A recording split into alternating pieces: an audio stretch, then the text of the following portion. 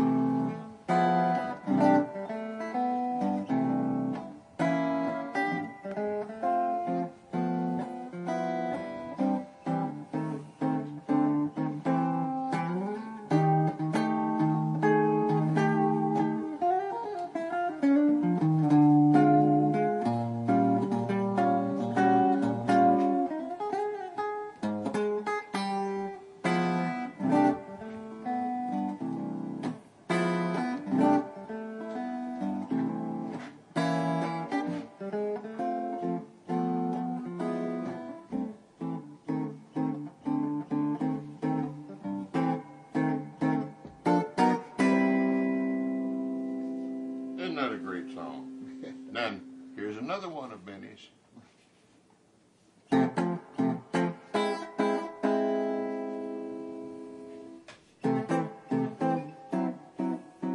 was Stompin' at Savoy, the first one. Did I say that? Anyhow, this one is Moonglow.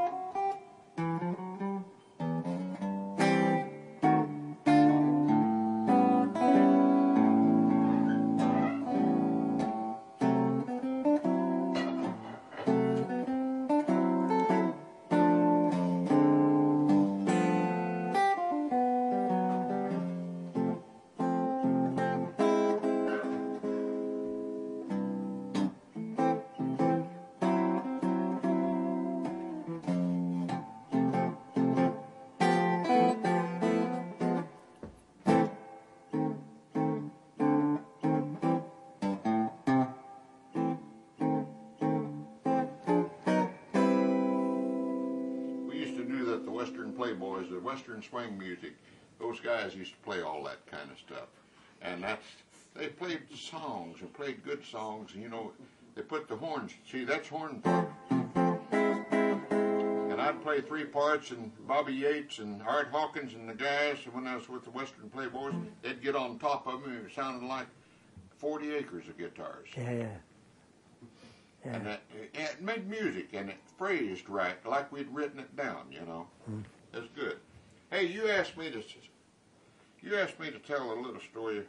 I did Governor Jimmy Davis's things. Now, not his original, because his original stuff, You Are My Sunshine, that came back in the 30s.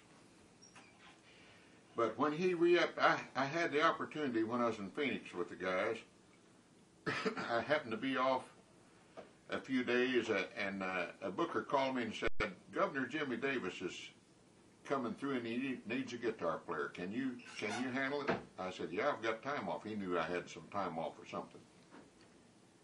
And so that was my introduction to Governor Jimmy Davis. This was 1953. Years get away from you, And I did the dates, and he loved my playing because I knew the governor's songs. You Are My Sunshine, Makes No Difference Now, and all those things. And hey, he was beside himself.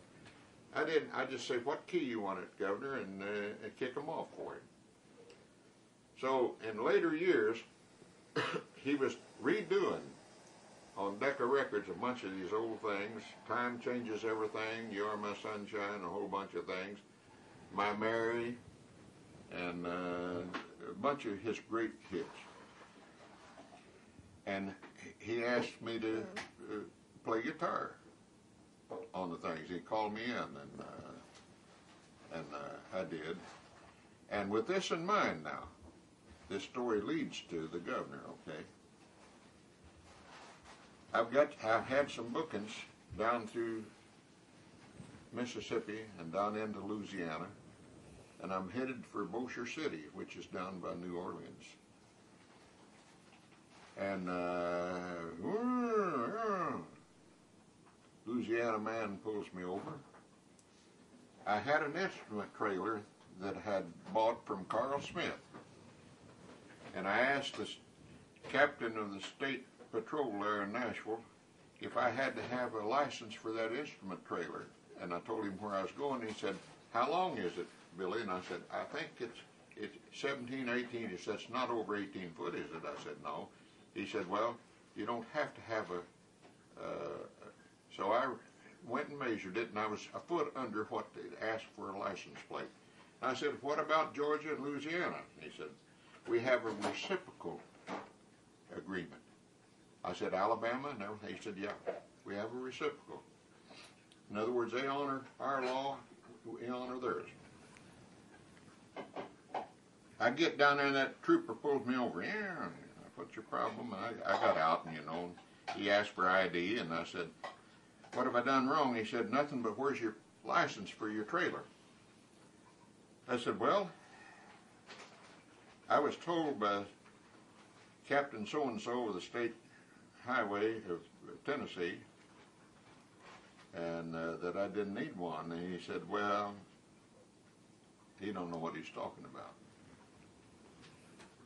And I said, "Well, okay." He said, "Follow me down to the JP, the Justice of Peace. And down there they have parishes, not counties, I said, "Okay." So I followed him down, and we get before the JP, and he asked the trooper what it was, and he said, "Well, he doesn't have a license for his trailer." And he said, "Well, you guilty? Why don't you have a license?" I said, "Well, I don't need one." He said, "Who said you didn't?" I said, "Can I make a call?" And he said, "Yeah." So I reached my billfold, and I got the number, and I got run through, and I got the governor's assistant. And right off I said, "Have you got your pencil, your pen handy?" I said, "Badge number, Louisiana badge number," and I called that state trooper's number off, read it off to him, because I knew they was going to start reaching for it. And I said, "I'm down here, and they're trying to railroad me." I said, "I left Nashville with a trailer, and the state police told me that I didn't need a license, and they're telling me I do, and they're here about ready to find me." He said, "Let me talk to that Jasper." So I handed the phone to the state trooper, and hey, there was no cotton as white as he was already. And he's about to turn the wrong side out. And so was the JP. He got up and walking around his desk, and I handed it to him, and all I could hear was "Yes sir, no sir, yes sir, yes sir, no sir, yes sir." And then he handed it to the JP, because the governor told him, he said, "Let me talk to him." And all he could talk was, they followed me out to the car, and the boys in the band, I remember Earl White was with me, Gene Martin was with me, and Junior Husky, and followed me out to the car, and I got in the car, and they were trying to apologize to me, and all nervous and shook up, and I said, "Boys, I'm going to tell you something. You just stepped in it." And I started my engine and left. Drove out of there. Well, it wasn't but a short while after that, the governor was in Nashville and doing a session, and they called me, and I went in, and as I'm sitting there, we're hashing things, he came and laid his hand on my shoulder, and he said, "Billy, I took care of that little matter." I never asked him what or anything, but they had really stepped in it. It pays to know somebody, doesn't it? And it pays to be right, All right, let me... Come sit by my side, little darling. Come lay your cool hand on my... Somebody came here. You said little darling. Folks, this is my little darling. How little are you? Not very little. 64 years, 65 this coming October the 29th. We got married in 1944. You know, I chased her